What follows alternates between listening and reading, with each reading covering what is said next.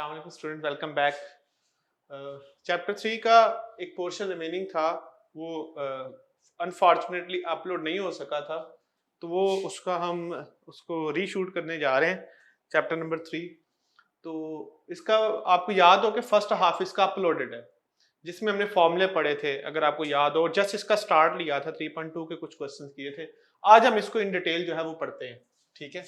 तो इसको मैं ज़रा दोबारा इसका लेक्चर मैं करवा रहा हूँ ताकि आप लोगों को चीज़ें समझ आ जाएं, और मैं पिछली चीज़ें भी रिवाइज कर दूंगा। लेक्चर फर्स्ट हाफ आपने पढ़ लिया होगा, उसमें सारे फार्मूले बता दिए। स्टार्ट करते पहला क्वेश्चन, साइन 2x का इंटीग्रल। आपको याद होगा कि साइन x का जो इंटीग्रल है, मैंने फार्मूला लिखवा दिया था, क्या होता है, माइनस कोस x होता है। याद है, मैंने ये फार्मूला आपको लिखवाया था कि साइन का इंटीग्रल क्या होता है, माइनस कोस x होता है। बस करना ही होता है कि डिनोमिनेटर से डिवाइड करना होता है एंगल के डेरिवेटिव को, तो आंसर आ जाता है। साइन का इंटीग्रल होगा माइनस कोस, डिवाइड किससे करेंगे, जो भी एंगल है उसके डेरिवेटिव से। एंगल 2x है, उसका डेरिवेटिव 2 होगा। ये जो बाद में एंगल से डेरिवेटिव के डिवाइड करने वाली बात बता रहा हूं ना, इसकी एक शक्ल है, असल में कोई और बात है जो हम आगे जाके पढ़ेंगे, ठीक है, अगले पोर्शन में। बहरहाल इसका आंसर क्या हो जाएगा, बीटा। सेकंड क्वेश्चन देखें, टेंजेंट स्क्वायर। आपको टेंजेंट स्क्वायर का इंटीग्रल नहीं पता होता, आपको पता होता है सीकेंट स्क्वायर का इंटीग्रल। सीकेंट स्क्वायर का इंटीग्रल क्या होता है जी, टेंजेंट एक्स। अगर मैं आपको क्वेश्चन करवा दूं कि सीकेंट स्क्वायर लैम्डा एक्स का इंटीग्रल क्या होगा, तो आप बताएं क्या होगा सीकेंट स्क्वायर लैम्डा एक्स का। सीकेंट स्क्वायर का इंटीग्रल टेंजेंट एक्स होगा, और डिवाइड किससे करेंगे, एंगल के डेरिवेटिव से, प्लस सी। ये एंगल से डेरिवेटिव से डिवाइड करने वाली बात मैं अभी इस वजह से बता रहा हूं क्योंकि एफएससी में ऐसे पड़ी हुई है, असल बात कुछ और है, वो मैं बाद में बताता हूं। तो सीकेंट स्क्वायर का इंटीग्रल पता होता है भाई, आपको टेंजेंट स्क्वायर का नहीं पता होता। तो आपको ये तो पता है ना कि अगर टेंजेंट स्क्वायर को आप सीकेंट स्क्वायर एक्स लिख लें, -1 लिख लें, कोई भी फर्क नहीं पड़ता इससे। तो जब भी टेंजेंट स्क्वायर आएगा उसको सीकेंट स्क्वायर माइनस लिखेंगे, -1 लिखेंगे। टेंजेंट स्क्वायर का इंटीग्रल टेंजेंट एक्स होता है, और 1 का इंटीग्रल क्या होता है, एक्स होता है, प्लस सी। तो क्या इसका आंसर बनेगा, देख लें इसका आंसर क्या बनेगा, जरा एक्स कर ले 1 की जगह पर जी। सीकेंट स्क्वायर का इंटीग्रल टेंजेंट एक्स होता है, 1 का इंटीग्रल क्या होता है, एक्स होता है। तो बताएं क्या आंसर बनेगा, टेंजेंट एक्स -1 प्लस सी। सी पहले बाद में आज इससे फर्क नहीं पड़ता, तो इस क्वेश्चन का आंसर क्या बनेगा, बीटा आंसर बनेगा। क्लियर है, नोट कर लेंगे। क्लियर हो गई ये वाली बात। जब भी टेंजेंट स्क्वायर आएगा उसको सीकेंट स्क्वायर -1 लिखोगे, ठीक है, ये आप जल्दी से नोट कर लें।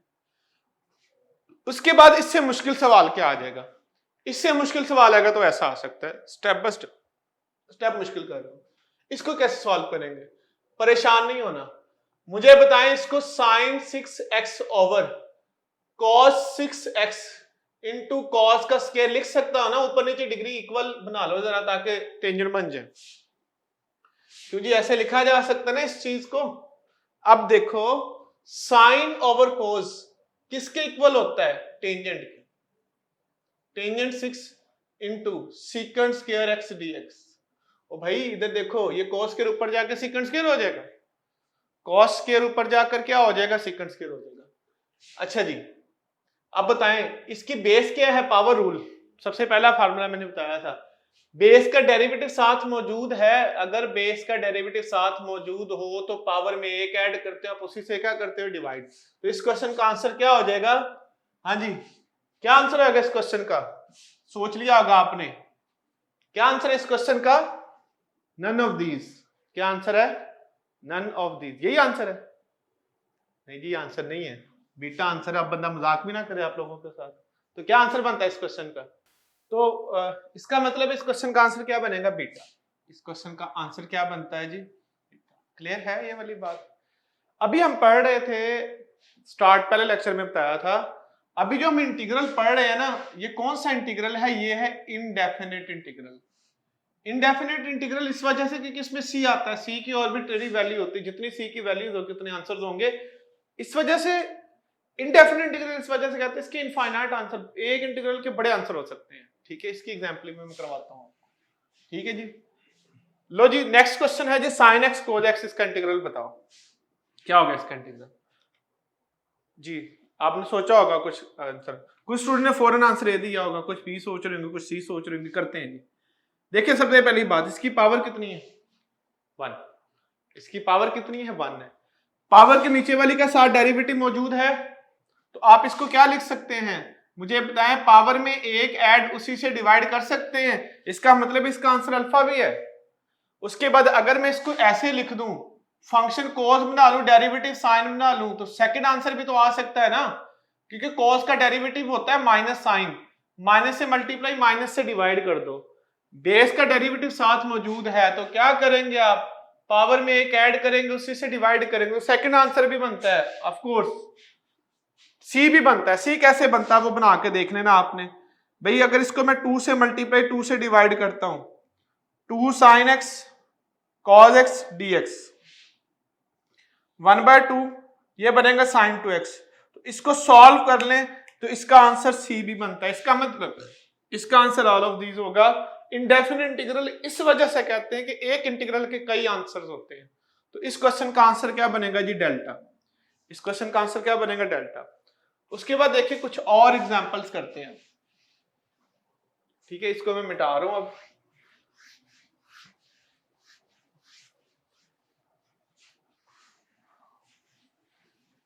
ये तो आसान आसान से क्वेश्चन किए जी, अगर ऐसे आ जाए तो ऐसे कर लेंगे, ऐसे आ जाए तो ऐसे कर लेंगे, ऐसे आ गए तो ऐसे कर लेंगे। अब थोड़ा सा आस्ता सा क्वेश्चन में टफ करने लगा।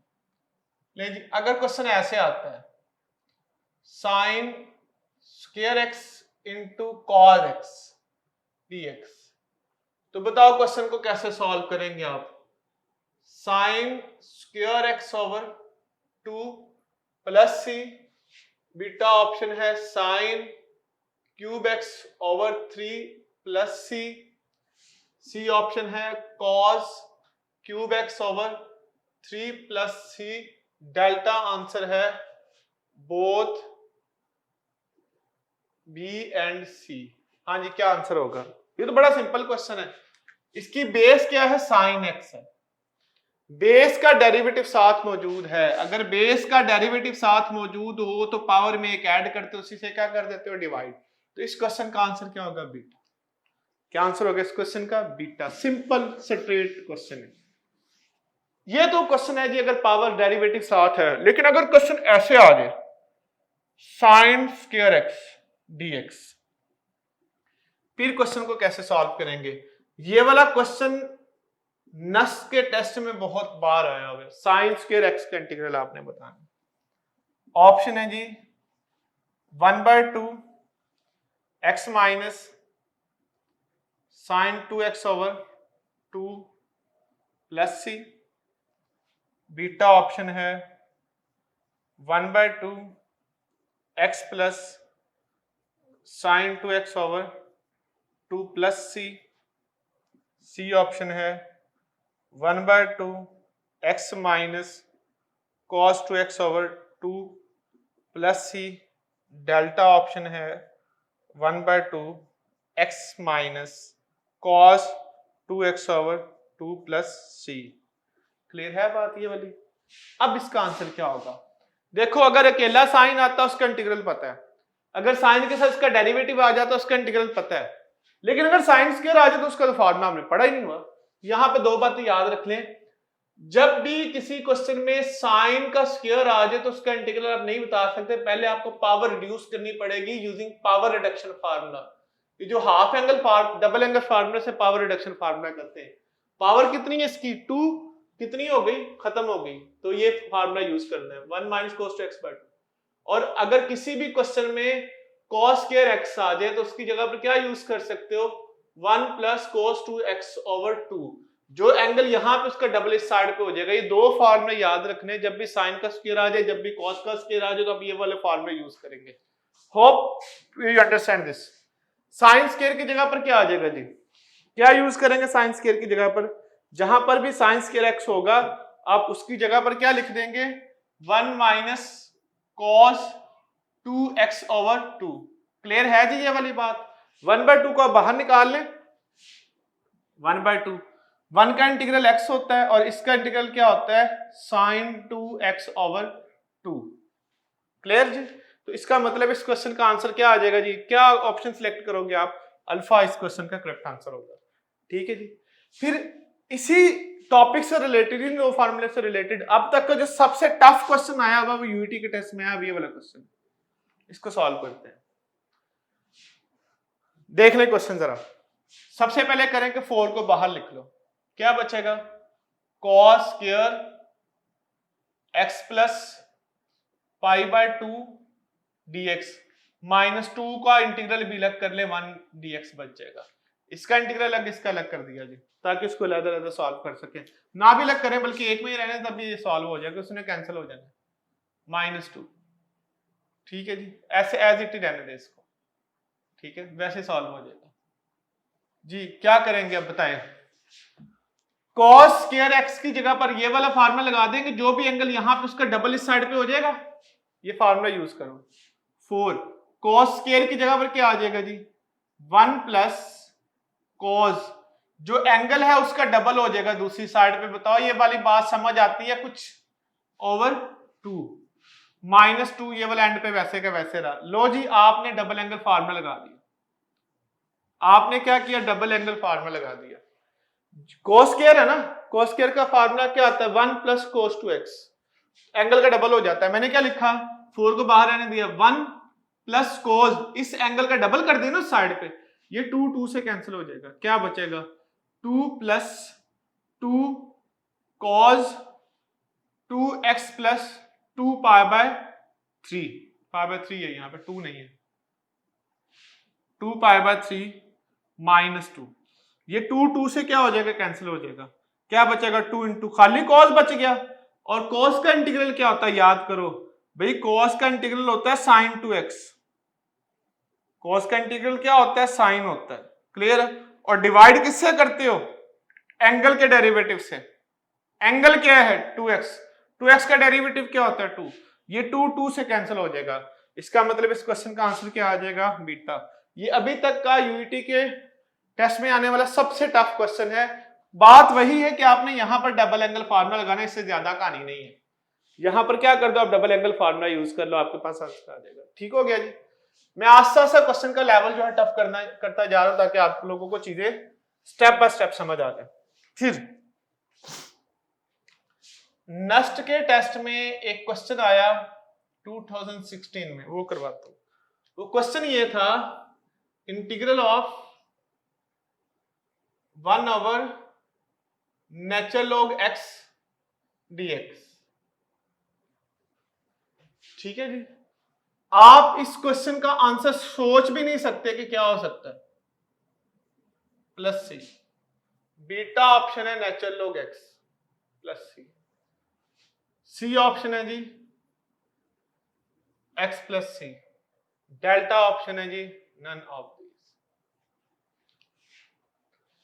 ये आपने नोट कर लिया होगा, ये क्वेश्चन नोट कर लिया होगा। अब मैं आपको ना कुछ फॉर्मूले बताने लगा, बल्कि फार्मूला बताया हुआ मैंने, क्वेश्चन को सॉल्व करते।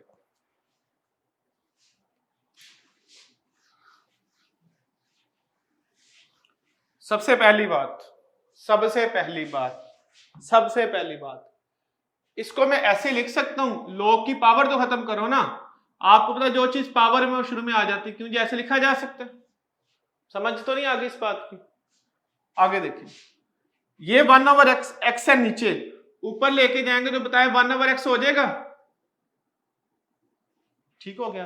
अब मैंने फार्मूला पढ़ाया हुआ है पहले लेक्चर में, अगर नीचे वाले के ऊपर डेरिवेटिव मौजूद हो तो नीचे वाले का लॉग ले लेते हैं, वही फार्मूला बन गया। सिर्फ उसकी शेप थोड़ी सी मनहूस लग रही थी, बाकी चीजें सारी ठीक थी। नीचे वाली का डेरिवेटिव ऊपर मौजूद हो तो नीचे वाले का लॉग लेते हैं। तो इस क्वेश्चन का जो आंसर आ जाएगा वो क्या आ जाएगा? अल्फा। इसी टॉपिक से रिलेटेड जो जीके के टेस्ट में क्वेश्चन आया वो भी मैं करवाता हूं। जीके के टेस्ट में ये क्वेश्चन आया था 2014 में। ठीक है, तकरीबन फार्मूला मैं बता रहा हूं, ये लगना है, आंसर आपने गैस करना है। 1 ओवर √x × 1 + √x dx। ठीक हो गया। ऑप्शन है जी नेचुरल लॉग √1 + x + c। आप चाह कर भी इस क्वेश्चन का आंसर, फार्मूला मैंने बता दिया, इसके बावजूद आप इस क्वेश्चन का आंसर नहीं कर सकोगे। मैं आपको के साथ इस बात पे बैट लगाने को तैयार हूं। फार्मूला मैंने बता दिया कि लोग वाला फार्मूला यूज होना है, फिर भी आप आंसर नहीं कर सकते, कैसी बात है? करके दिखाएं आंसर। हाँ जी बताएं क्या आंसर है? कौन सा? ये वाला? कौन सी ऑप्शन कौन सी बनती है नहीं है, तो नन ऑफ दीज आंसर है, नहीं है। ठीक है, मैंने पहले बताया था कि आंसर आप गलत सोचेंगे, इसका आंसर कर ही नहीं सकते, बैड टाइम नहीं लगाई थी। कॉन्फिडेंस भी कोई चीज होती है। अब देखें आपने गलती क्या की, इसमें फार्मूला भी बता दिया वही लगना है। क्या मैं इसको ऐसे लिख सकता हूं 1/√x/1 + (√x/dx)? ठीक हो गया, इसको ऊपर ले जाए 1/x हो जाएगा। नीचे वाले का डेरिवेटिव 1√x का डेरिवेटिव 2 होता है ना, 2 से मल्टीप्लाई 2 से बैलेंस कर दो, तो क्या बनेगा डेरिवेटिव? नीचे वाले के ऊपर डेरिवेटिव बन गया। अगर नीचे वाले के ऊपर डेरिवेटिव बन जाए तो नेचुरल लॉग ले लें नीचे वाले का, तो आंसर बनता था ये वाला, जो कि ऑप्शन में नहीं लग रहा। लेकिन जब भी लॉग का क्वेश्चन आता है तो डेफिनेटली सिंप्लीफिकेशन फर्दर हो सकती है। तो आपको पता है कि ये चीज पावर भी बन सकती है। इसको सॉल्व कर लो, क्या बनेगा? 1 + x+² एक्सपैंड कर लें तो इसका आंसर क्या बनता है? बी बनता है। तो option could be like this. ठीक है, जब भी लॉग का क्वेश्चन आता है तो ये चीज पावर बन जाती है। क्लियर है जी? आपने इस बात को याद रखना है। फिर एक और पैरामीटर बताता हूं क्वेश्चन को सॉल्व करने का। अगर क्वेश्चन ऐसे आता है x × x² - 1 dx, अब मैं यहां पर नोट कर लें, यहां पर मैं 4 मुख्तलिफ टाइप के क्वेश्चन कराऊंगा जो आ सकते हैं, आप उसका आंसर देंगे। पहली टाइप का क्वेश्चन करवा रहा हूं, ये कर लिया नोट जी आप लोगों ने?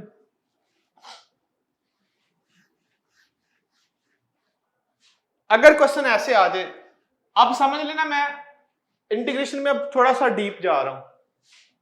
ऑप्शन है नेचुरल लॉग बीटा, ऑप्शन है natural log √1 + x² + c, C option है natural log √x² - 1 + c, delta none of these. पहली टाइप क्वेश्चन की है। अब केयरफुल होकर सोचना, ये तो सिंपल है जी। नीचे वाले के ऊपर डायरेक्ट, एक बात याद रख लें, मैं यहां पे मैंने बताया 3 किस्म के क्वेश्चन करवाने हैं मैंने। अगर नीचे वाले के ऊपर डेरिवेटिव, ऊपर और नीचे 1 डिग्री का फर्क हो, नीचे डिग्री 2 ऊपर 1 है, 1 डिग्री का ऊपर कम है ना, तो हमेशा नीचे वाले के ऊपर डेरिवेटिव बनाना है। जब भी ऊपर 1 डिग्री कम हो तो आप इसको 2 से मल्टीप्लाई कर दो, 2 से बैलेंस कर दो। बताओ नीचे वाले के ऊपर डेरिवेटिव बन गया, नीचे वाले के ऊपर डेरिवेटिव बन गया तो आप नीचे वाले का लॉग ले लेते हो और इसको पावर बना दो, तो इसका आंसर क्या आ जाएगा? सी। ये पहली टाइप है क्वेश्चन की। अगर नीचे वाली का ऊपर डेरिवेटिव हो तो आप उसका नेचुरल लॉग ले लेते हैं। और डेरिवेटिव कब बन सकता है? अगर ऊपर 1 डिग्री कम हो, अगर 1 डिग्री क्या हो? कम हो। लेकिन अगर क्वेश्चन ऐसे आ जाता है x + 1/x + 2, अगर क्वेश्चन ऐसे आ जाता है, मैंने कहा अगर ऊपर 1 डिग्री कम हो तो डेरिवेटिव बनाना है। लेकिन अगर ऊपर और नीचे जो है वो डिग्री इक्वल हो, फिर क्या करते हैं? अगर डिग्री इक्वल हो तो फिर क्या करते हैं? देखेंगे आंसर इसका, देखें x - 2 natural log x + 2 + c, beta option है x + 2 natural log x + 2 + c, C option है x + natural log x + 2 + c, delta option है नन ऑफ दीज। पहली बात बताइए कि अगर ऊपर 1 डिग्री कम हो, नीचे वाले के ऊपर डेरिवेटिव बनाना है। अगर ऊपर नीचे डिग्री बराबर हो तो फिर क्या करना है आपने? अगर ऊपर और नीचे डिग्री इक्वल हो फिर पता क्या करना है आपने? फिर आपने जो चीज नीचे वही ऊपर बना लेनी, जो चीज नीचे वही सेम ऊपर बना लेनी। तो इसको 1 को 2 - 1 लिखा जा सकता है कि नहीं लिखा जा सकता? देखिए जो चीज नीचे वही आपने क्या बना लेनी ऊपर। ऊपर +2 है तो नीचे +2 है तो ऊपर भी +2, यानी कि जो सेम चीज नीचे है ना वही सेम चीज ऊपर बना लो, बन सकती है। 1 को 2 माइनस 1 लिखा जा सकता है, अलग अलग डिवाइड कर दो, अलग अलग डिवाइड करेंगे 1 आ जाएगा, -1 ओवर x प्लस 2 आ जाएगा। ठीक है जी, तो बताएं 1 का इंटीग्रल क्या होगा x और इसका इंटीग्रल क्या होगा x प्लस 2 प्लस c। तो इसका मतलब इस क्वेश्चन का आंसर क्या आ जाएगा, c आंसर आएगा x -1 ओवर x। ये सेकंड बात हो गई। तीसरी बात समझ लो, अगर ऐसे क्वेश्चन आता है जी 2 over x square plus 9 dx, मैंने कहा था अगर ऊपर एक डिग्री कम हो तो डेरिवेटिव बन सकता है। अब यहां पर देखें क्या बनेगा, 2/3 tangent inverse x 2x, beta option है 2/3 tangent inverse x/c plus c, C option है 1/3 tangent inverse x plus c, delta option है नन ऑफ दीज।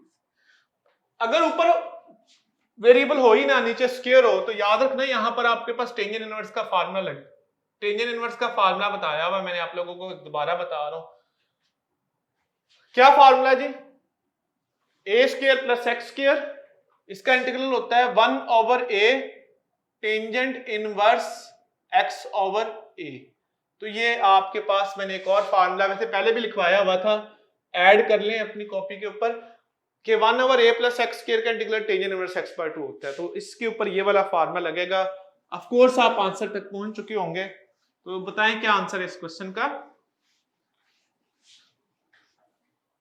ये क्या आंसर होगा इस क्वेश्चन का, तू बाहर निकाल ले इसको। 1 ओवर एक्स स्क्वायर प्लस 3 का स्क्वायर लिखा जा सकता है, तो ये 2, हाँ जी क्या होगा 1/3 आएगा, टेंजेंट इनवर्स x/3, ये स्क्वायर के नीचे वाली टर्म्स आ जाती हैं। तो इस क्वेश्चन का आंसर क्या आ जाएगा बेटा, ये सेकंड स्टाइल क्वेश्चन आने का। अच्छा फिर एक और फार्मूला भी नोट कर लें, अगर ये आ जाए 1 over √a² minus x square, तो इसका इंटीग्रल क्या होता है, इसका इंटीग्रल होता है sine inverse x over a plus c। इसके शुरू में 1 ओवर a नहीं आता, या इसका इंटीग्रल ये होता है या ये होता है cos inverse x over a plus c। दोनों इंटीग्रल चलते हैं इसके, कोई मसला नहीं है इसमें। ठीक है, दोनों आंसर हो सकते हैं। क्लियर होगी बात जी। ले जी, अगर क्वेश्चन ऐसे आ जाता है 1 over √2 minus x square dx, अब क्वेश्चन कैसे सॉल्व करेंगे आप जी, क्या आंसर होगा इसका। ऑप्शन नंबर 1 दे रहा हूं आपको, 1 over sine inverse x over 2 plus c, beta option है sine inverse √x over 2 plus c, C option है sine inverse x over √2 plus c, delta option है cos inverse x over √2 plus c। मैंने कहा इसके दो integral होते हैं, एक ये वाला एक ये वाला। करेंगे क्या हम, कैसे इसको सॉल्व करेंगे, देखो इसके लिए इसके ऊपर भी स्क्वायर होना चाहिए, इसके ऊपर भी स्क्वायर होना चाहिए, दोनों के ऊपर क्या आना चाहिए स्क्वायर। जब ये क्वेश्चन आएगा तो इसके ऊपर भी स्क्वायर, इसके ऊपर भी स्क्वायर। यहां पे प्रॉब्लम ये है कि इसके ऊपर स्क्वायर नहीं है, तो बताएं कैसे सॉल्व करेंगे फिर इसको। 1 ओवर √2 का स्क्वायर माइनस x का स्क्वायर, स्क्वायर रूट खुद बना लेंगे, तो बताएं क्या आंसर आ जाएगा, sign inverse x over √2 plus c। तो इस क्वेश्चन का आंसर क्या है, सी आंसर। ठीक है, क्योंकि ये दो फॉर्मूले समझ आ गए। फिर यहां से क्वेश्चन ऐसे आ सकता है, एक और फॉर्मेट देखें क्वेश्चंस के आने का, एक और टाइप, जितने भी पॉसिबल टाइप्स हम बता रहा हूं। फिर क्वेश्चन ऐसे आ सकता है 1 ओवर एक्स स्क्वायर माइनस 4, आप इसका इंटीग्रल बता दो। ये यूईटी के टेस्ट में आया अभी पिछले साल, आगे जाके क्वेश्चन करवाता हूं। ऑप्शन है जी 1/2 natural log x minus 2 over x plus 2 plus c, beta option है 1/2 natural log x plus 2 over x minus 2 plus c, C option है natural log x minus 2 over x plus 2 plus c, delta option है 1/4 natural log x plus 2 x minus 2 over x plus 2। यहां पे नया formula देखें, अगर 1 plus आता है तो ये फार्मूला है, अगर माइनस के अंडर रूट आता है ये फार्मूला। अगर ऐसे आता है question 1 over x square minus a square, तो इसका इंटीग्रल क्या होगा? इसका इंटीग्रल होगा 1/2a natural log x plus a over x minus a. ऊपर माइनस आएगा, नीचे प्लस आएगा। ठीक है जी, इसका इंटीग्रल ये वाला होगा। तो अगर आपके पास क्वेश्चन आता है x square minus a square, तो आप ये वाला फार्मूला यूज करेंगे जो मैंने लिखवा दिया। तो बताएं क्या फार्मूला बनेगा उसके मुताबिक। वन आगे जाके मैं यूईटी का क्वेश्चन कराऊंगा, वो भी ऐसे आया हुआ है जी। क्या आंसर हो जाएगा? 1/2a। ए ये वाला नंबर होता है ना, 1/2 natural log x minus 2 over x plus 2 plus c। तो क्या बनेगा इस क्वेश्चन का आंसर? डेल्टा, डी आंसर बनेगा जी। ठीक है जी, तो ये 3 फॉर्मूले जो हैं वो याद रखने हैं अदर देन जो मैंने लिखवाए थे। फिर एक और क्वेश्चन देखें, अगर क्वेश्चन ऐसे आता है e sin x into cos x dx,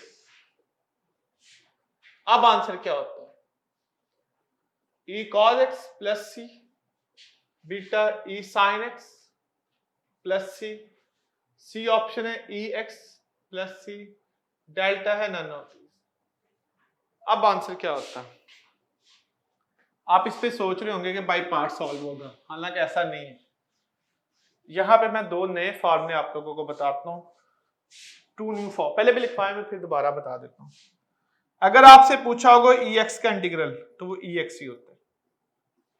EX का इंटीग्रल क्या होता है? EX होता है। लेकिन तब होता है जब एंगल का डेरिवेटिव DX के साथ मौजूद हो, तब वैसे नहीं होता।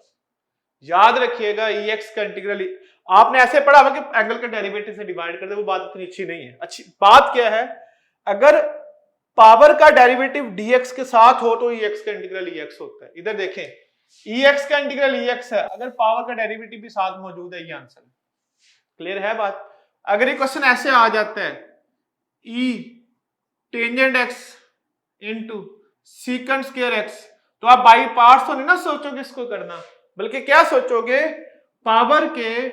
पावर का डेरिवेटिव साथ मौजूद है तो EX का जो इंटीग्रल है वो EX ही होना है।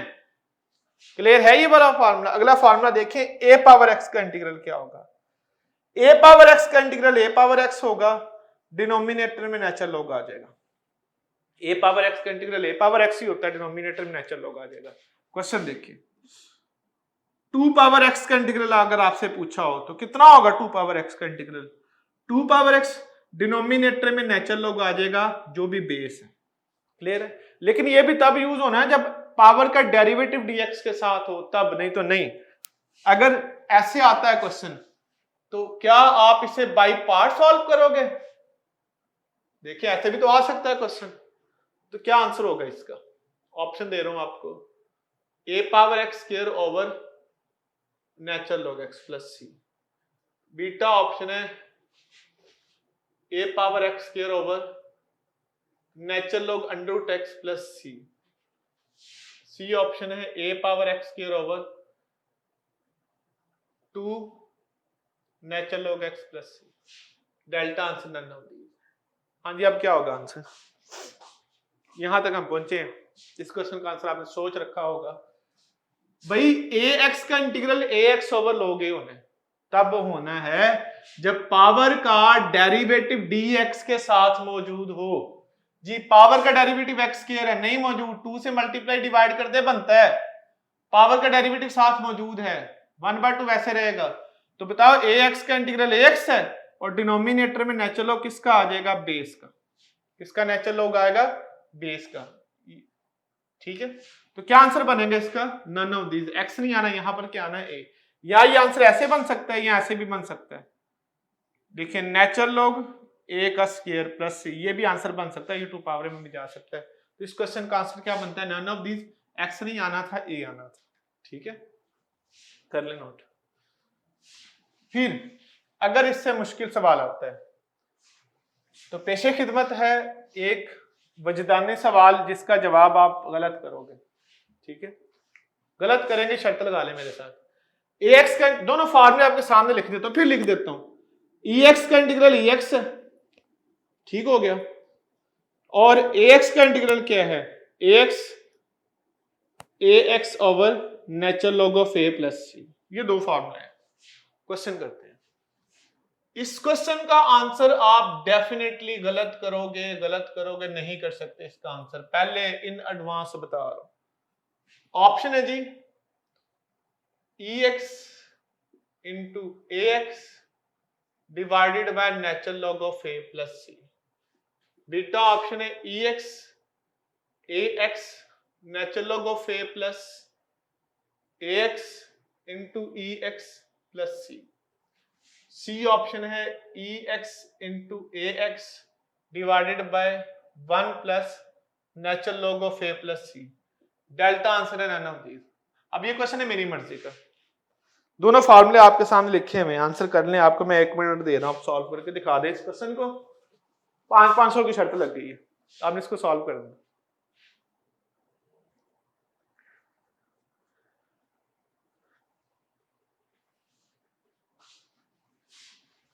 नहीं पहुंच सकते आप इसके आंसर तक क्योंकि आपको बेसिक्स क्लियर नहीं है। e पावर x का इंटीग्रल e पावर x होता है क्योंकि e फिक्स बेस है, यहां पर बेस कुछ भी हो सकती है। तो ये वाला क्वेश्चन देखें, क्या मैं इसको ऐसे नहीं लिख सकता? अगर मैं पावर इकट्ठी कर दूं तो पावर इकट्ठी हो सकती है ना दोनों की। अब देखें ये वाला क्वेश्चन ही बन गया, e के अलावा कोई भी बेस हो तो ये वाला क्वेश्चन बनता है। तो बताएं इसका इंटीग्रल क्या होता है? EAX का इंटीग्रल होता है EAX। ये AX वाला ये वाले फार्मूले वाला क्वेश्चन बन गया। E के अलावा कोई भी बेस आ जाए क्वेश्चन ये वाला फार्मूला लगेगा, divided by natural log of base. ठीक है, तो क्या बनेगा EAX, इसको लहदा कर दो, इसको भी लहदा कर, natural log E plus natural log A ऐसे लिखा जा सकता है ना। तो क्या आंसर बनेगा EAX AX, natural log E 1 होता है और ये नेचुरल लॉग ऑफ A बच जाएगा प्लस C, यही आंसर है। तो इस क्वेश्चन का आंसर आ जाएगा C। इस क्वेश्चन का आंसर क्या बनेगा? C। देखिए आप सोच भी नहीं सकते थे कि ये आंसर क्लियर है। उसके बाद एक और क्वेश्चन देखें, एक जस्ट एक एग्जांपल है, आप इसको कर लेंगे तो इसका सवाब आपको पहुंचेगा। क्या होगा इसका आंसर? EX का EX आंसर होता है, अगर पावर का डेरिवेटिव साथ मौजूद है तो EX का इंटीग्रल EX। ठीक है, ये भी नस के टेस्ट में आई हुई है ये वाली एग्जांपल। आगे चलते हैं। उसके बाद हम सीखते हैं integration by parts.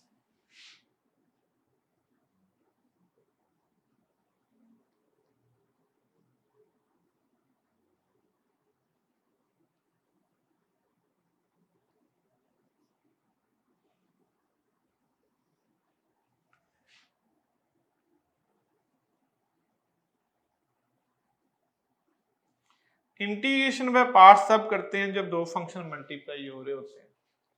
Integration by parts तब करते हैं दो फंक्शन क्या हो रहे होते हैं, मल्टीप्लाई हो रहे होते हैं। उनमें से एक फंक्शन को फर्स्ट रखना पड़ता है, को सेकंड रखना पड़ता है। आपको पता है वो आइलेट रूल आपने पढ़ा होगा, आइलेट रूल जो आपने एफएससी में पढ़ा है जी। कैसे करते हो? फर्स्ट फंक्शन वैसे ही, सेकंड का इंटीग्रल माइनस इंटीग्रल फर्स्ट का डेरिवेटिव और सेकंड का बाय पार्ट्स भी आपको याद है, आप कर सकते हैं इसको। ये इंटीग्रेशन बाय पार्ट्स है जी। पहला फंक्शन वैसे ही आता है, दूसरे का इंटीग्रल आता है, पहले का डेरिवेटिव दूसरे का इंटीग्रल। सिंपल है, याद कर लें, जैसे मैं बोल रहा हूं उसको ऐसे याद कर लें। पहला वैसे ही, दूसरे का इंटीग्रल माइनस पहले का डेरिवेटिव दूसरे का इंटीग्रल। ठीक है, ये चीज दोबारा यहाँ पे आ जाती है और इस चीज का डेरिवेटिव यहाँ पे आ जाता है। कोई मुश्किल नहीं है, इसको याद करना। शुरू करते हैं क्वेश्चन। ले जी, पहला सवाल पेशे खिदमत है, sine X D X, x cos x minus sine x plus C. Beta option है minus x cos x plus sine x plus C. C option है minus x cos x minus cos x plus C. Delta answer है none. By parts integration में आपको पता है कि आपने algebraic function को आइलेट रूल के मुताबिक पहला कहना है, इसको दूसरा फंक्शन कहना है। क्या है by parts integration? By parts integration ये है कि पहला फंक्शन वैसे आ जाएगा, दूसरे का इंटीग्रल आएगा, साइन का इंटीग्रल होता है माइनस कॉस एक्स, माइनस पहले फंक्शन का डेरिवेटिव एक्स का डेरिवेटिव 1 होता है, ये चीज दोबारा यहां पे तशरीफ ले आती है, cos x dx, minus minus plus हो जाएगा, minus x cos x, minus minus plus हो जाएगा, cos का इंटीग्रल क्या होता है? sin x होता है। तो क्या इस क्वेश्चन का आंसर बनेगा? बीटा। इस क्वेश्चन का आंसर क्या बनेगा जी? बीटा। सिंपल स्ट्रेट क्वेश्चन है, कोई मसला नहीं है, ठीक है। अच्छा, अगर ये क्वेश्चन ऐसे आता है, sine cos x square into x dx, अब इस क्वेश्चन को कैसे सॉल्व करेंगे? ऑप्शन है जी x sine X square minus cos x square plus C, beta option है 1/2 sine X square plus C, C option है। बाई पार्ट्स मैंने सिखा दी आपको, अब मैं कुछ और भी बात इसमें ऐड करवाने जा रहा हूं, इसमें कुछ चीज ऐड करने लगे हैं, वो क्या एडिशन है वो देखते हैं।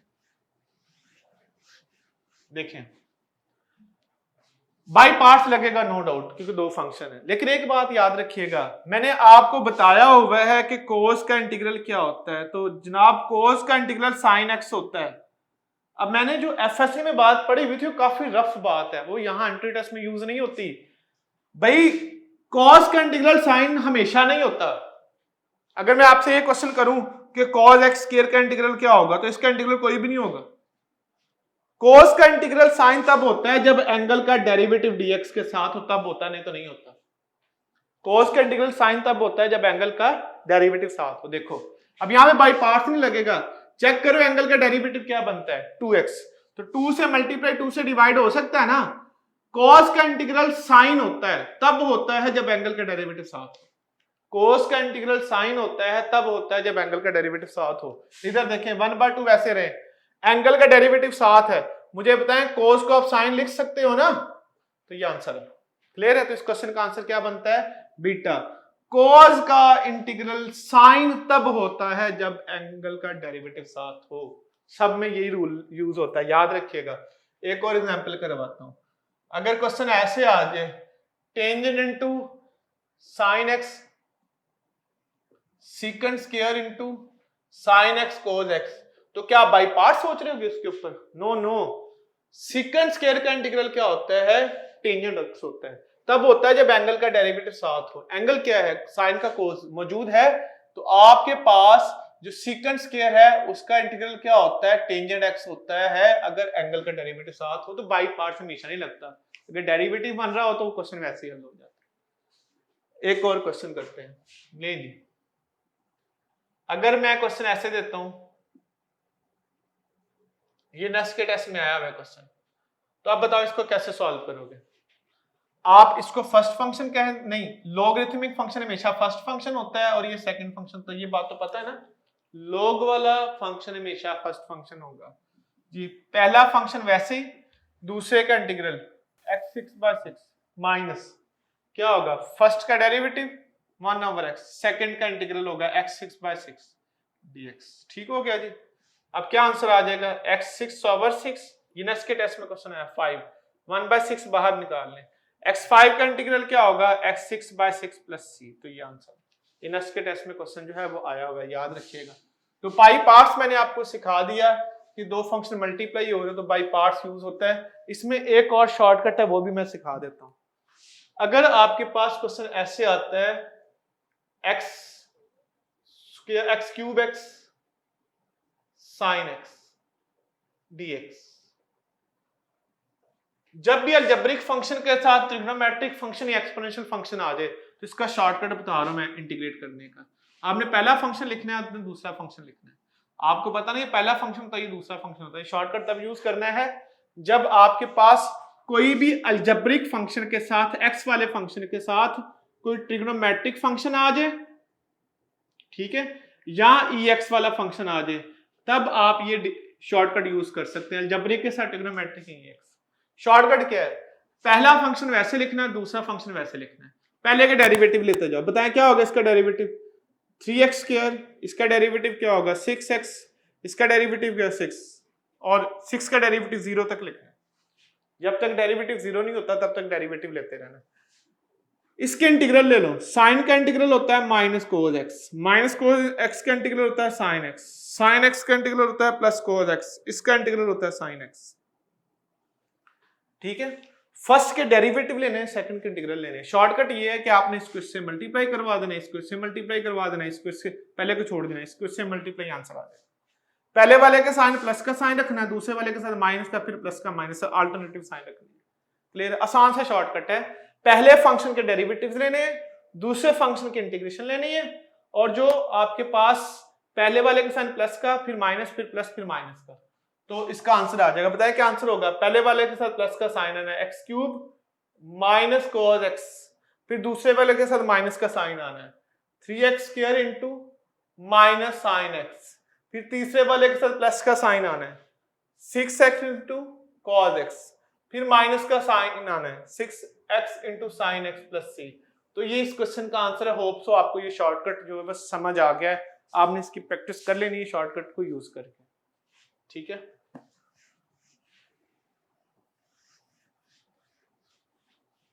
आगे चलते हैं। ठीक है, उसके बाद अगर ये एक और टाइप देख लो क्वेश्चन की, अगर ऐसे आ जाता है question natural log x plus 1 over x, तो क्या अब भी आप बाई पार्ट्स इंटीग्रेट करोगे या नहीं करोगे, ये आपने मुझे आंसर देना है इस क्वेश्चन का। Alpha answer E X natural log plus C option है E X plus natural log x plus C, delta answer है ना।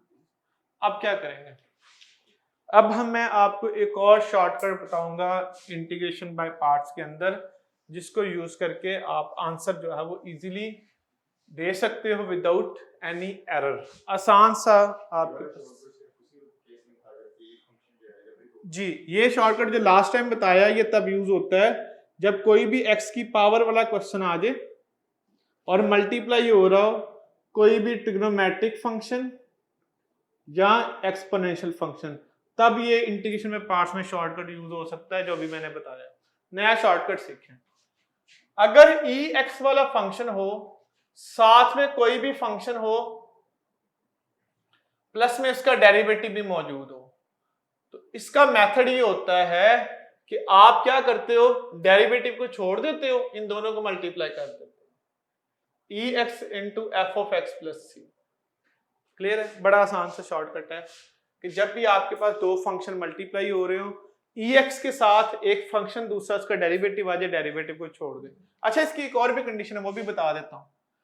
वो कंडीशन ये है कि जो x के साथ नंबर है वो फंक्शन के साथ भी होना चाहिए। ये बड़ी इंपॉर्टेंट बात है, अक्सर मिस कर देते स्टूडेंट्स को, ये बराबर होने चाहिए। जो e की पावर में नंबर है वही फंक्शन के साथ होना चाहिए। जैसे 1 था तो यहाँ पे 1 था। खैर, फार्मूला क्या है कि जब भी आपके पास फंक्शन आता है इस तरह का, तो हमने डेरिवेटिव को छोड़ देना, इस नंबर को भी छोड़ देना, इन दोनों को मल्टीप्लाई करवाना है, सिर्फ ex और फंक्शन को। लॉग का डेरिवेटिव क्या होता है 1 ओवर x, तो आप क्या कर देंगे, डेरिवेटिव को छोड़ देंगे, इन दोनों को मल्टीप्लाई कर देंगे, आंसर आ जाएगा। क्लियर है। फिर अगर ऐसे क्वेश्चन आता है, मैं इसकी बात समझा देता हूं आपको। देखिए, e2x into 2 sin x minus cos x dx, क्या आंसर होगा, 2e 2x sin x plus beta option है e2x sin x plus C option है e2x cos x plus C, delta answer है नन ऑफ दी। क्या करेंगे, देखो sign का derivative cos है, प्लस में मौजूद है तो डेरिवेटिव को छोड़ देंगे, सिर्फ आप ex को मल्टीप्लाई करेंगे फंक्शन से, इस नंबर को भी छोड़ देंगे, तो इसका आंसर क्या आ जाएगा, बीटा। क्या आएगा इस क्वेश्चन का आंसर, बीटा जी। ठीक है, नोट कर लें। तो ये एक छोटा सा शॉर्टकट है, वो आपने याद रख लेना। अब आते हैं हम इस टॉपिक के सबसे इंपॉर्टेंट टॉपिक के ऊपर। देखिए जी, उसके बाद लास्ट टॉपिक है चैप्टर नंबर 3 का जो हम स्टार्ट करने जा रहे हैं, वो है डेफिनेट इंटीग्रल।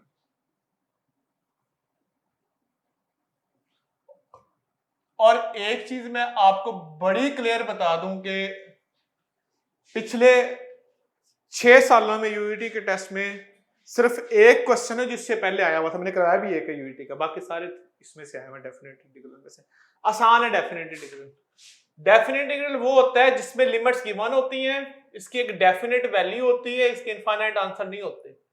आप इसको सॉल्व करते हैं, जो आंसर आता है आपको पता है कि आप उसमें पहले अपर लिमिट पुट करते हो, बाद में लोअर लिमिट पुट करते हो, फिर सॉल्व हो जाता है क्वेश्चन।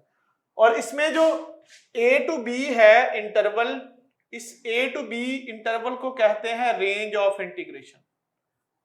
इसको क्या कहते हैं? Range of integration. क्लियर है? बड़ा ही आसान टॉपिक है, बहुत इजी टॉपिक है, जरा भी इसमें प्रॉब्लम नहीं होगी आपको करने में।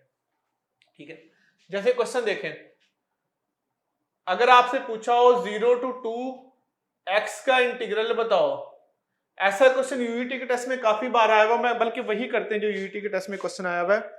मैं आपको क्वेश्चन ही वो करवाता हूं जो कि पिछले सालों में 2 बार ये क्वेश्चन आया हुआ यूईटी के टेस्ट में, एक दफा 2012 में, एक दफा 2013 में।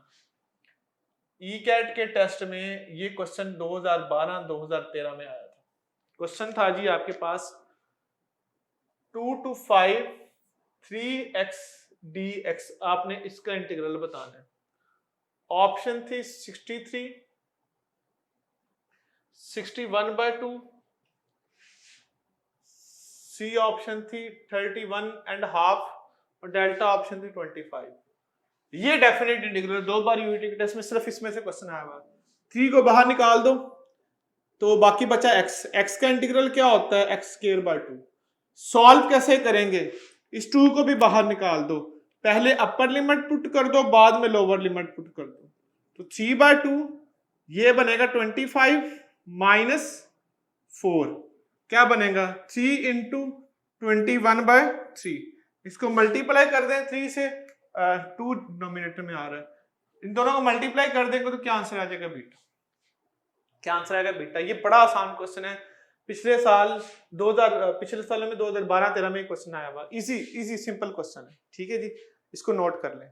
फिर देखें यूईटी के टेस्ट में 2014 में भी ऐसा ही क्वेश्चन आया हुआ है डेफिनेट इंटीग्रल में से, जो कि बहुत आसान क्वेश्चन था। क्वेश्चन था 0 to 1, क्या 63/2 आता है जी? 63/2 होगा। 3 dx, आपने इसका आंसर बताना है। 0 to 1 इसका इंटीग्रल बताना है। ऑप्शन है -1, ऑप्शन है +1,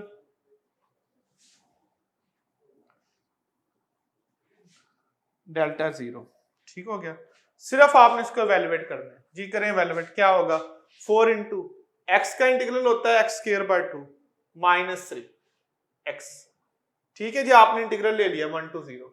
अब पहले इसमें अपर लिमिट पुट कर दो, 2 इंटू 1 का स्क्वायर माइनस 3 इंटू 1, ये अपर लिमिट पुट की, माइनस में लोअर लिमिट पुट कर दें, वो 0 है, तो 2 माइनस क्या बनेगा? 3, तो -1 इस क्वेश्चन का आंसर हो जाएगा। सिंपल सा क्वेश्चन है जी, कोई मुश्किल बात नहीं है, आपने सिर्फ इंटीग्रल बताना था, जो आपका आंसर जो है बहुत आसान है। ठीक हो गया, जिसको नोट कर लें। फिर यूईटी के टेस्ट में 2018 में इसमें से क्वेश्चन आया, ई कैट के टेस्ट में 2018 में, वो भी करवाता हूं। जितने भी क्वेश्चन अभी तक मेरे पास है ना, वो सारे इस टॉपिक में से है। वो था 6 to 5 9/6/x² माइनस 9 dx। अब आपने परेशान नहीं होना, मैंने फार्मूला पहले बता चुका हूं। ऑप्शन है natural log 4/3, natural log 3/4, C option है जी नेचुरल लॉग 6/9 और डेल्टा ऑप्शन है नन ऑफ दीज। इस क्वेश्चन को कैसे सॉल्व करें? देखें जी, इस टॉपिक में से इतने क्वेश्चन आए हुए कि खत्म नहीं होता ये टॉपिक, इतने क्वेश्चन है इसमें से।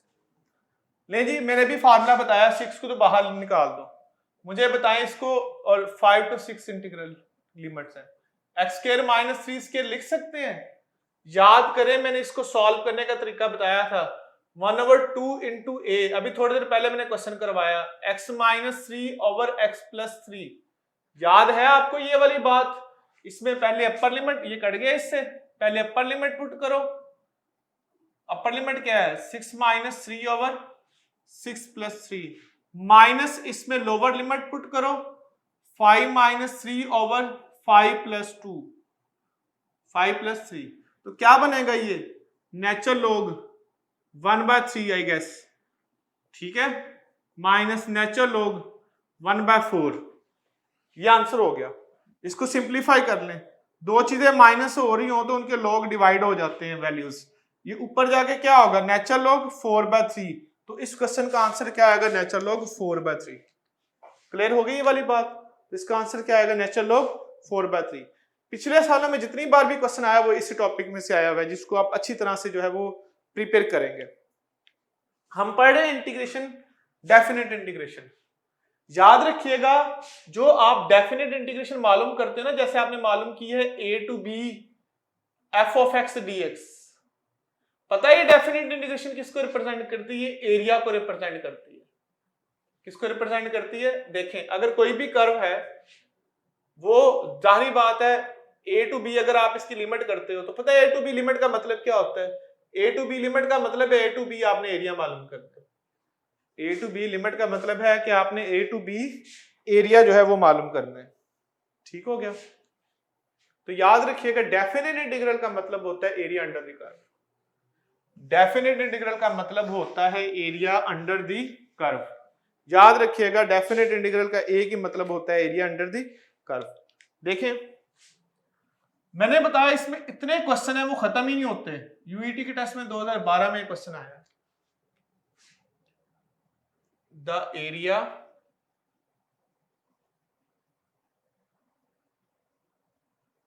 Under the curve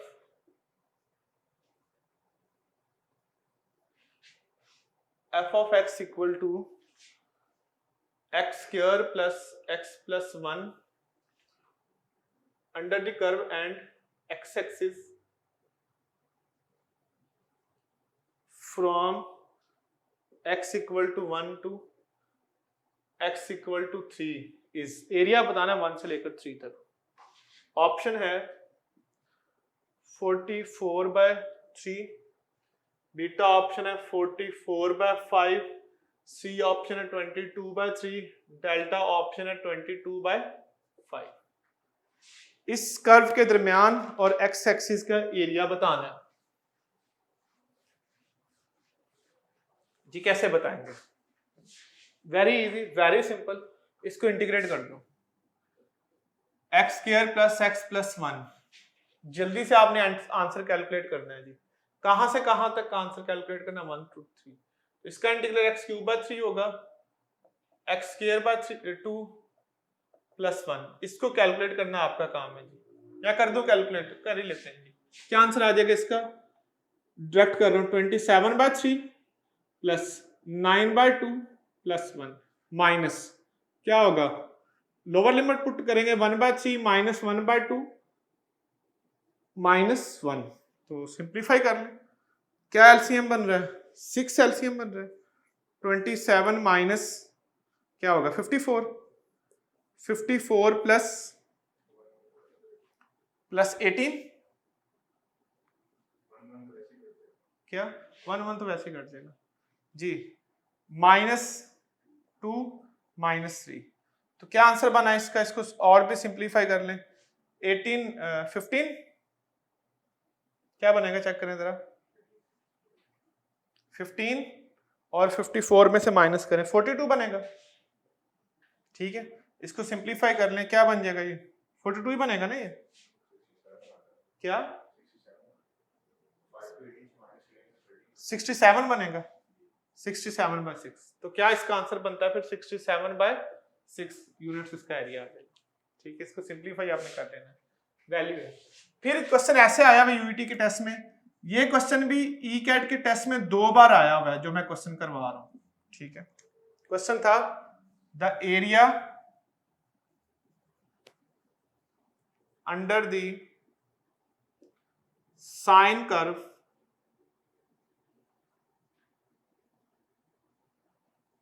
and x-axis under the sine curve and above x-axis from 0 to pi,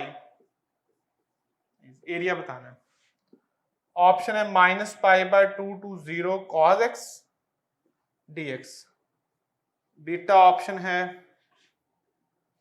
π/2 to 0 cos x dx, C option है π/2 to pi cos x dx।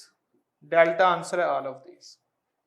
तो क्या करेंगे, बताना है एरिया क्या होगा, किस कर्व का एरिया बताना है आपने, साइन कर्व का। तो साइन का एरिया 0 to π/2 कैलकुलेट कर लें जी। साइन का इंटीग्रल क्या होता है, माइनस cos x होता है। पहले अपर लिमिट पुट कर दो, बाद में लोअर लिमिट पुट कर दो जी। अपर लिमिट क्या है जी, cos π/2, लोअर लिमिट क्या है, cos 0, तो ये 1 आंसर आ जाएगा। याद रखिए 0 to 90 साइन का वो एरिया 1 होता है, 0 to 90 साइन कोस का एरिया 1 नहीं होता है। ये भी 0 to 90, ये भी 0 to 90, ये भी 0 to 90, हर क्वाड्रेंट में एरिया 1 होता है। तो ऑल ऑफ दीज आंसर है। बेशक आप इन सबको सॉल्व करके देख लें तब भी 1 नहीं आएगा, लेकिन उन्हें बता दिया 0 से 90 तक हर पैच पर साइन कोस का एरिया क्या होता है, 1। हर पैच पर 0 to 90 जो साइन और कोस का एरिया 1 होता है, तो इसका आंसर क्या होगा, डेल्टा।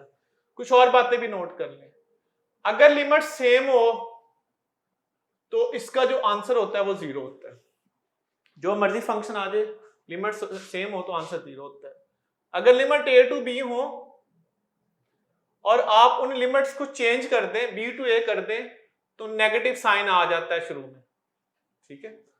तीसरी बात है, अगर लिमिट -a to a हो और एक दूसरे का नेगेटिव हो और जिस फंक्शन को इंटीग्रेट कर रहे हैं वो कोई ओड फंक्शन हो, तो आप उसका आंसर डायरेक्ट 0 लिखोगे, कैलकुलेट करने की जरूरत नहीं है। अगर लिमिट एक दूसरे का नेगेटिव है तो आपके पास जो आंसर आएगा वो हमेशा क्या आएगा, 0 आएगा, अगर ओड आपके पास फंक्शन आ रहा है। उसके बाद है जी, अगर a to b लिमिट हो तो आप लिमिट को कई हिस्सों में ब्रेक कर सकते हो, जितने में चाहें। आप इसे a to c कर लें, f of x dx plus c to a कर लें, f of x dx, तो कोई फर्क नहीं पड़ता। बस ये याद रखिए जिस पे ब्रेक कर रहे हैं वो a और b के दरमियान होना चाहिए। अगर लिमिट a to b है तो a to c और c to a आप इसकी लिमिट को अलग अलग कर सकते हैं, ठीक है। ये कुछ बेसिक रिजल्ट्स याद रखने से रिलेटेड क्वेश्चन आया हुआ है। सबसे पहला मैं क्वेश्चन करवाता हूँ, ई-कैट के टेस्ट में आया, ये 2012 में और 2013 में सेम क्वेश्चन 2 बार रिपीट हुआ था। क्वेश्चन था 2 to 2 natural log y plus y plus m sin y, ठीक हो गया। आपने इसका इंटीग्रल बताना था विद रिस्पेक्ट टू y। तो question is very very much simple, आप इसका आंसर आंखें बंद करके दे सकते हैं। बताएं क्या आंसर है इसका, लिमिट सेम है तो आंसर होता ही 0 है।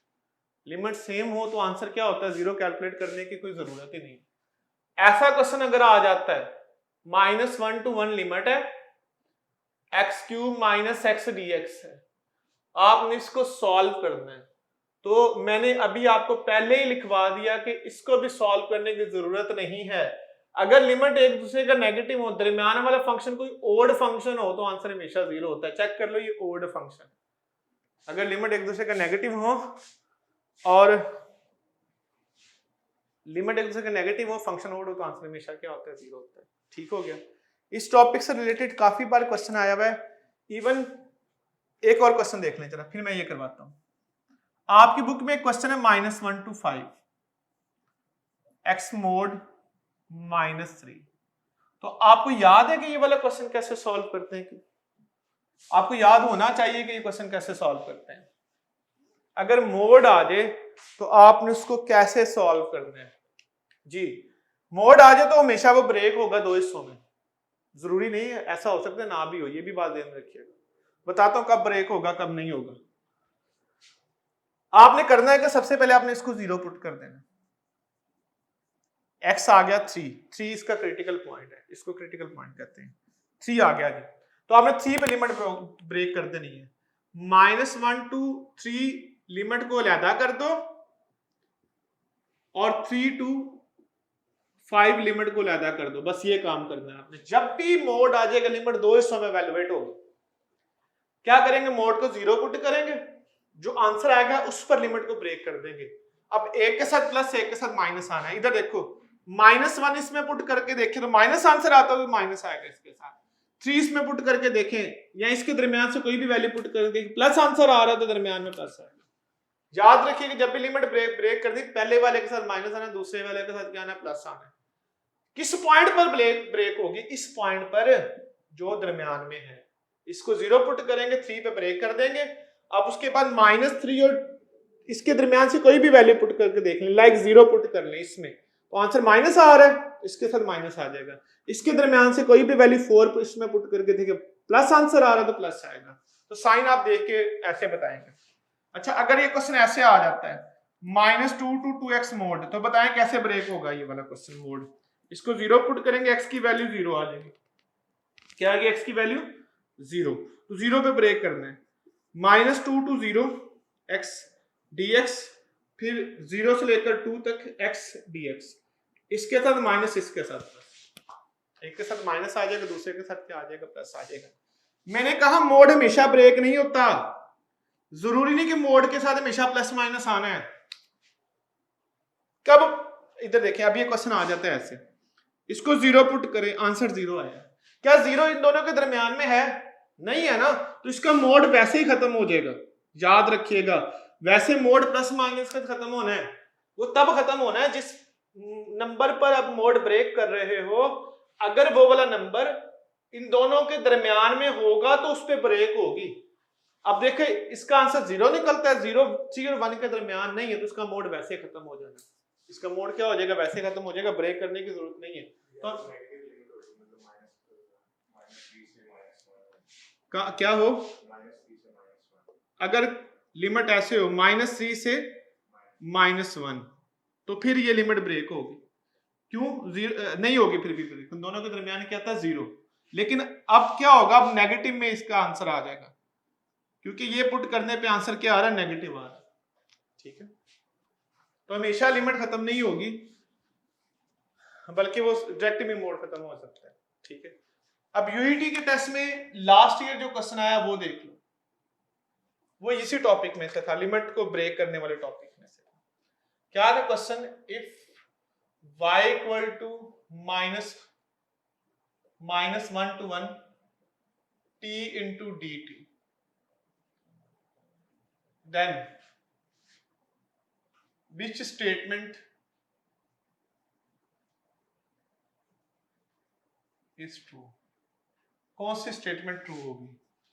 ऑप्शन है 0 to 1 t dt -1 to -1 t dt। Beta option थी 0 to -1 t dt plus 0 to 1 t dt। C option थी -1 to 0 t dt plus 0 to 1 t dt। Delta option none of these. ये last year जो UET के test में question आया था, हर बार इसी topic में से आता है। तो बताएं, लिमिट ब्रेक करनी है आपने, किस पॉइंट पर ब्रेक करनी है, इसको 0 पुट करना है, तो इसको 0 पुट कर दे, 0 आ जाएगा। तो -1 से 0 तक t की लिमिट अलग हो जाएगी, इसके नेगेटिव आएगा, प्लस 0 से लेकर 1 तक लिमिट अलग हो जाएगी। कोई ऑप्शन बनती है इसमें, तो आप फौरी तौर पर सोचेंगे कि इसका आंसर नन ऑफ दीज है, लेकिन वो नहीं होगा। भाई देखें, इसका आंसर बीटा भी तो बनता है ना। कैसे बनता है, अगर मैं इस लिमिट को उलट दूं, 0 to -1 कर दूं, तो बताओ ये माइनस प्लस नहीं हो जाएगा? तो ऐसे भी हो सकता है कि लिमिट नेगेटिव करके आ रही हो, तब भी ठीक है। तो इसका आंसर बी बनेगा, ऑप्शन है बी। ठीक है, नोट कर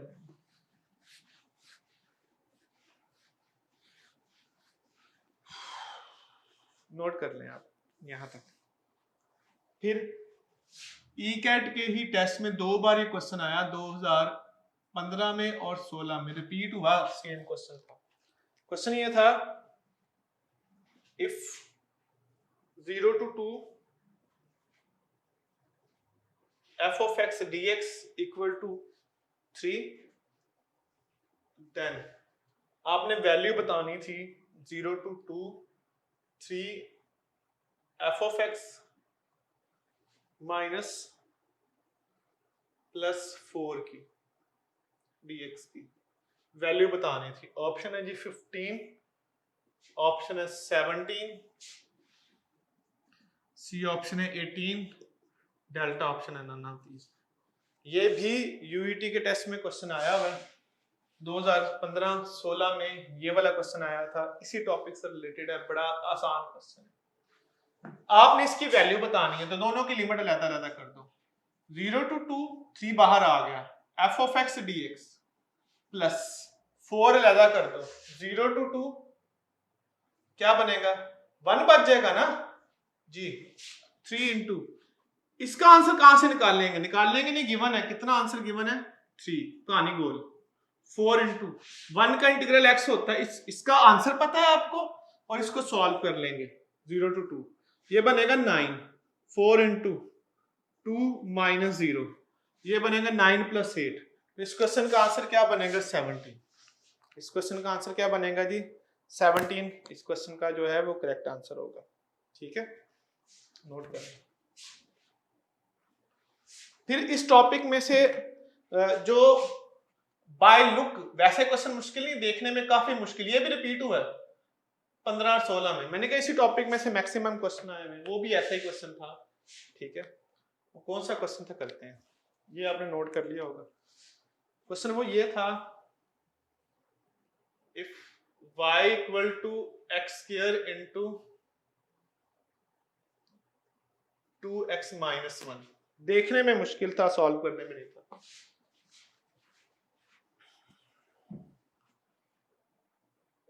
dy by dx equal to x into 5x minus 2 divided by under 2x minus 1।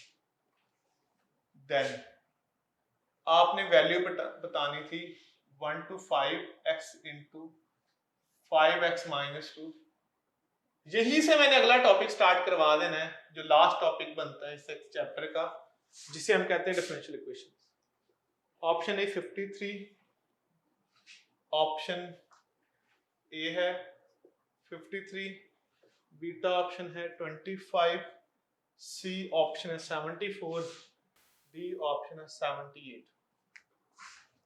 अच्छा, dy by dx जिसमें डेरिवेटिव आ जाए उसे डिफरेंशियल इक्वेशन कहते हैं। जिसमें डेरिवेटिव आ जाए उसे क्या कहते हैं। अगर डिफरेंशियल इक्वेशन को सॉल्व करते हो, जो आंसर होता है वो y की वैल्यू होता है, याद रख लेना। डेरिवेटिव को इंटीग्रेट करें y आता है। किसी भी डिफरेंशियल इक्वेशन को सॉल्व कर लें, उसको सॉल्व करने का मतलब होता है y की वैल्यू निकालना है। इंटीग्रेशन का आंसर y होता है, इंटीग्रेशन का आंसर फंक्शन होता है, y होता है। इंटीग्रेशन का जो आंसर होता है वो फंक्शन होता है, जिसे आप क्या कहते हो y। अब मेरी बात सुने, आपने इस चीज को इंटीग्रेट करना है। किस चीज को इंटीग्रेट करना है, इस चीज को। मतलब आपने 1 to 5 dy by dx को इंटीग्रेट करना है। आपने इस चीज को इंटीग्रेट करना है ना। जब आप फंक्शन डेरिवेटिव को इंटीग्रेट करेंगे तो किसकी वैल्यू आती है, y की। याद रख लेना, किसकी वैल्यू आती है, y की। मतलब जब आप इसको इंटीग्रेट करेंगे तो y आंसर आएगा।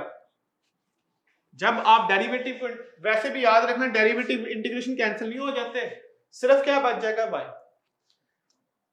आप डेरिवेटिव को इंटीग्रेट करते हो तो y की वैल्यू आती है। डेरिवेटिव को इंटीग्रेट करना, y आ गया और y की वैल्यू गिवन नहीं है, ये तो सिंपलीफाई, वैसे ही क्वेश्चन आसान है।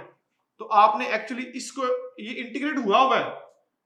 सीन क्या है, सीन ये है कि आपने इसको इंटीग्रेट करना था भाई, इसको इंटीग्रेट करना तो y आना था, y पहले से गिवन है, तो जस्ट आपने लिमिट पुट करनी है। इसमें लिमिट अपर और लोअर लिमिट पुट करनी है। 5 इंटू क्या बनेगा 10, 9, फिर लोअर लिमिट पुट कर दें 1 इंटू 1, तो क्या बनेगा 25 इंटू 3 माइनस 1। तो इस क्वेश्चन का आंसर क्या हो जाएगा 74। क्या आंसर आएगा इस क्वेश्चन का 74। याद रखिएगा, डेरिवेटिव को इंटीग्रेट करें तो y आता है। इसी बात पे नेक्स्ट टॉपिक मैं करवाता हूं। ये भी 2 बार क्वेश्चन आया हुआ, एक दफा 2015 में, एक दफा 16 में यूईटी के टेस्ट में। क्या क्वेश्चन था जी, नोट कर लें आप। क्वेश्चन था, if d y by d x equal to x cube plus 2, then आपने y बताना था। लास्ट टॉपिक स्टार्ट हो गया जी इसी क्वेश्चन से। कहते हैं ना बात से बात निकलती है, तो बात से बात ये निकली कि अगला टॉपिक है x4/4 प्लस 2x प्लस 1। सी ऑप्शन है x³ 3 plus 2x plus C option है x4/4 plus 2x plus C. Delta answer है जी नन ऑफ जी। कैसे सॉल्व करेंगे इसको? आपने क्या निकालना है? y निकालना है। और मैं पहले ही बता चुका हूं कि y निकालने का मतलब क्या होता है, इंटीग्रेट करना। डेरिवेटिव को इंटीग्रेट करेंगे y आ जाएगा। तो ये डिफरेंशियल इक्वेशन है, इसको सॉल्व कर लें तो बनेगा x³ प्लस 2 dx। सॉल्व वैसे ही करते हैं ना, दोनों की बाई वो अलग कर देते हैं। ये आ गया y, ये आ गया x4/4 प्लस 2x प्लस सी। ये काम है, जब भी फंक्शन गिवन होगा उसको इंटीग्रेट करेंगे तो y की वैल्यू आ जाएगी। ठीक है। ईकैट के टेस्ट में 2017 में भी डिफरेंशियल इक्वेशन का क्वेश्चन ही आया। करते हैं इसको सॉल्व। क्वेश्चन ये था द सॉल्यूशन ऑफ, भाई सॉल्यूशन पूछा हो तो y की वैल्यू निकालनी है, इंटीग्रेट करते हैं डिफरेंशियल इक्वेशन को। x dy plus x minus 1 dx, इसको आपने इंटीग्रेट करना है y माइनस इक्वल टू 0। आपने इसको इंटीग्रेट करना है, इसका सॉल्यूशन बताना है। ऑप्शन है x into y minus 1 equal to c, beta option है y into x minus 1 equal to c, C option है x into y plus 1 equal to c, delta option है नन ऑफ दीज। कैसे करेंगे जी? Differential equation है, उसको solve करना है, आपको पता है कैसे सॉल्व करना है। वेरिएबल सेपरेट कर दो जी, करें variable separate. x dy minus y minus 1 dx last topic है इस चैप्टर का 3.8 जी।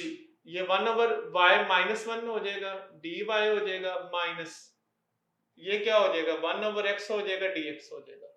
इसको इंटीग्रेट कर लो, क्या बनेगा इसका इंटीग्रल?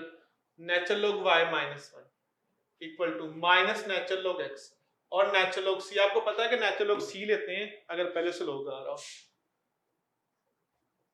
इसको इधर ले आए, नेचुरल लॉग x बन जाएगा equal to natural log c बन जाएगा, लॉग इकट्ठा हो जाएगा। Natural log x into y minus c equal to natural log c, ये इससे कैंसिल हो जाएगा। x इंटू क्या बनेगा y minus 1 equal to c, तो ये आंसर है इसका।